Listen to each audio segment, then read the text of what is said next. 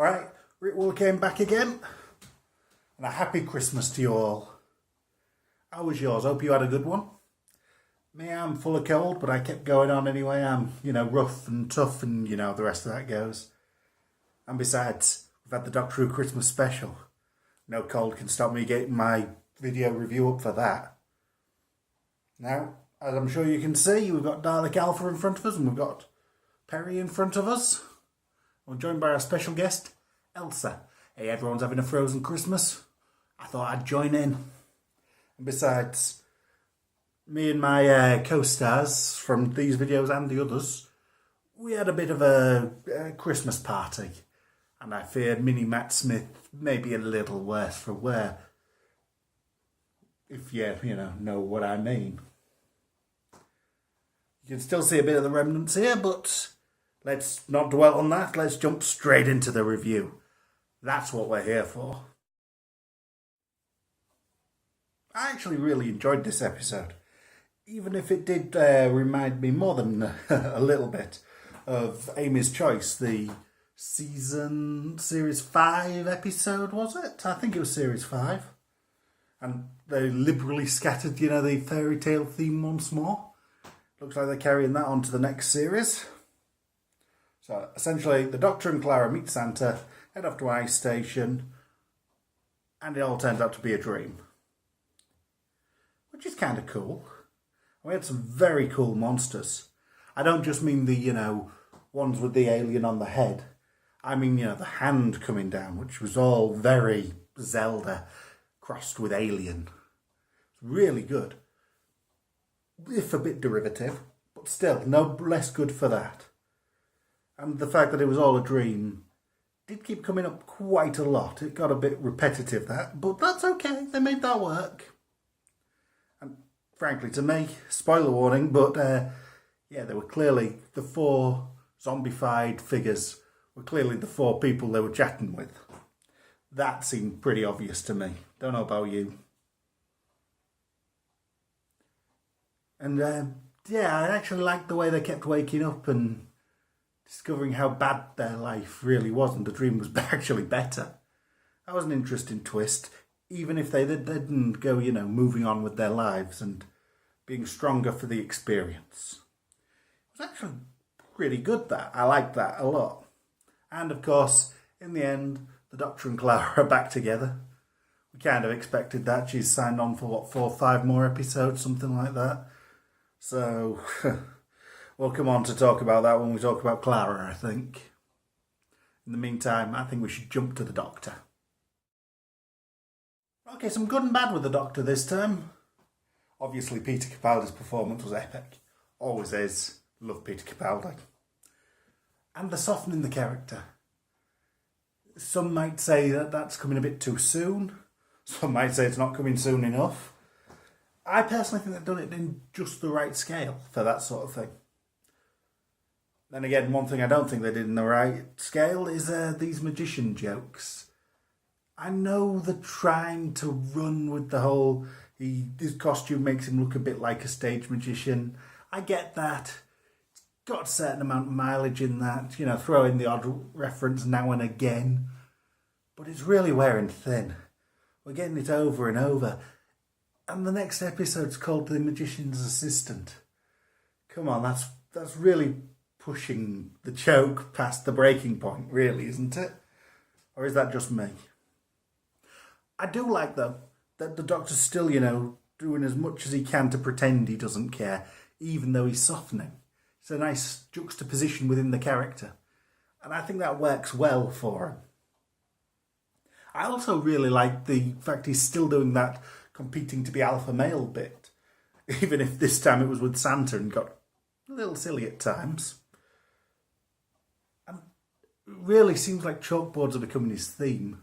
I mean, there've been a lot of that in the first series with him, and the bit with Clara with the chalkboards, which has been in all the adverts, and a really lovely moment.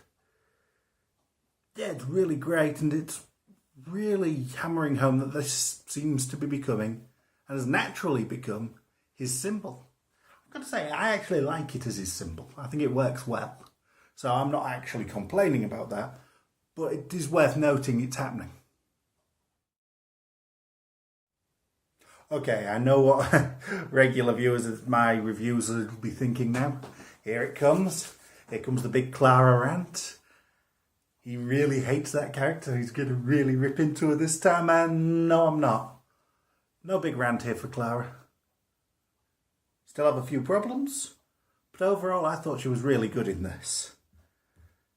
She actually hit everything she had to do. She did really well. Even those scenes with Danny, which have been awkward in the past, and there's still a lack of chemistry between them. There was something a bit touching about them in this one, and it really felt like closure for her. I actually really liked that.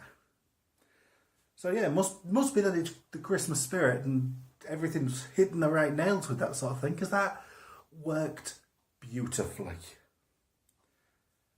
Though saying that, of course, I still think she's, back a bit too soon. It's all well and good saying how the Doctor misses her and how he shouldn't have left her and how she misses the Doctor and etc, etc, etc. But she hasn't been missing even an episode. This is not a problem with Clara. What she was given in this, she's hit beautifully. This is the plotting of the series, which hasn't quite worked for me. Especially as this is the second time they've pulled this and she's not missed an episode. I mean, it might have been interesting to do this and, revisit them 60 odd years later. If it had been someone like Martha, that would have been interesting to me. Because that's a bit different. We haven't seen that. We saw it a bit with Sarah Jane, but it'd be interesting to see that with a modern companion. Of course, we couldn't then have the going back and saving her. You could maybe have him choose to go back to Clara after that. That could be written in quite touchingly. She might even be Martha might even send him back to her, telling him it was a mistake. We've had that little break from her, and it all works out much better that way. But saying that, this restarting with Clara might be a chance to start her character again from scratch. We've got rid of Danny. That was her main influence. That's gone. We can get back to building her as an interesting character, which, would be a good thing, because she really hasn't been so far. But, yeah. I'm not sure we wanted the character back, to build her up again from scratch, essentially. We could have done that with a new character. Jenna Coleman, awesome. Really love Jenna Coleman. Not down on her at all. But not sure with Clara that Clara's really worked. So, sorry. No big rant in this. Really good. Perfect. But still not sure she's necessary.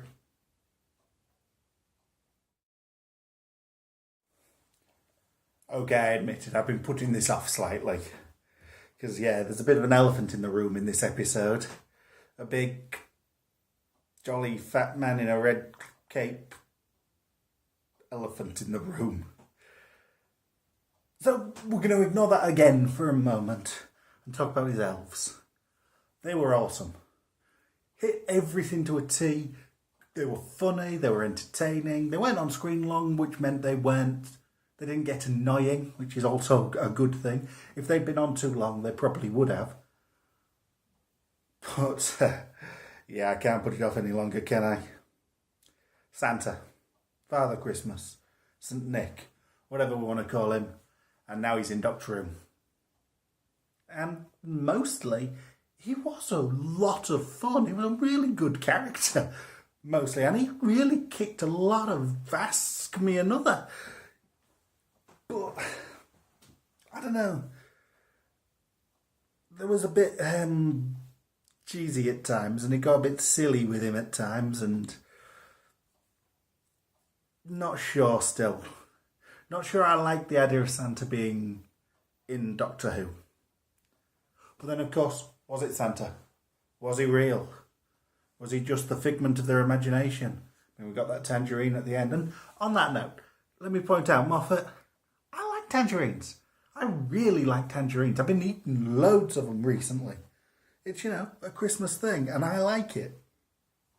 So less of the hate on the tangerines. And so, yeah, was he imaginary? Was he real? Still left to the audience. I mean, I, of course, check my Twitter, #IBelieve, but that's not the point. Another question that actually occurred to me, because this was all in the dream world, and, dreams and dreams and dreams, and Amy's choice, and was he another incarnation of the Dream Lord? And that would be interesting.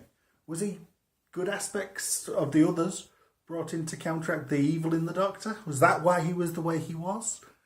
An interesting idea. Probably won't see any development on that because, hey, it's a self-contained Christmas special. We're probably not going to hear anything from Santa till next year, if even then. And that sleigh ride, it was fun. It really was fun. And offering it to the Doctor and the childish glee it gave him, that was fun. But my God, was that cheesy. I mean, that probably sums up Christmas better than anything. Really fun, but by God, was it cheesy. So, yeah, it's Christmas. It's Father Christmas. Summed it up nicely, I guess. Now, you all know who I have to talk about first. David Troughton. My God, does he not only look almost the spitting image of his father, he sounds the spitting image of him too. Tell you what, Big Finish Audios, if you're watching this, and there's every chance you might be, cast him in any second Doctor roles. He's got the voice. He has his father's voice perfectly. But setting that aside, his character in this and the other 4 characters in this were really just broad brush strokes of characters. We really didn't get much more than the surface level of them.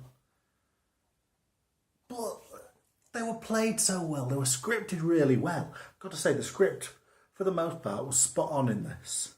May have borrowed a lot from other areas, but the script itself was spot on, I thought. Got to give props on that. A return to form after a lot of dodgy Christmas specials. But yeah, we didn't get much. We didn't get to know him much, but we got to like him, so that's not a bad thing. And what was her name? Shona? Shona, yeah. She was the best one. She got the most screen time. She had the most screen presence as well for me. Her character. The actors, all great. But her character seemed to, just say the whole look at me bit more. And I actually think when Clara goes in 4 or 5 episodes' time, assuming she doesn't just come back again straight after that, she would actually make a really nice companion. And it might be a nice change of pace from, the usual strong, independent woman that Moffat usually thrusts down our throat, to have someone who's empowered by it, that becomes stronger because of it. She becomes a stronger person. And she actually looks like she could do that perfectly, especially with that list that she crossed off and, they get over Dave. There's a story there. There's a lot of story there. And I want to know more about her. There was enough to tantalise. And hey, if you're going to bring a character back, and that's all you've given us so far, that's a writer's job done well there. So yeah, I liked that. And I actually really liked the fact that that other one was in the wheelchair. It was a nice touching moment that she still had strength in herself, but for that moment she'd forgotten that pain that she had. Again, there's a story that we could be told. Maybe. Be interesting to look back on these. I mean, it's interesting to wonder why these 4. I mean, that could be, a whole bunch of episodes in the next series and would work really nicely. Especially picking Shona up as the new companion. I'm not going to say she is. All I'm going to say is she'd be perfect for it. I approve that choice. That is the Rick Woolacane approved choice. Well, I've got to say, this episode was a lot of fun.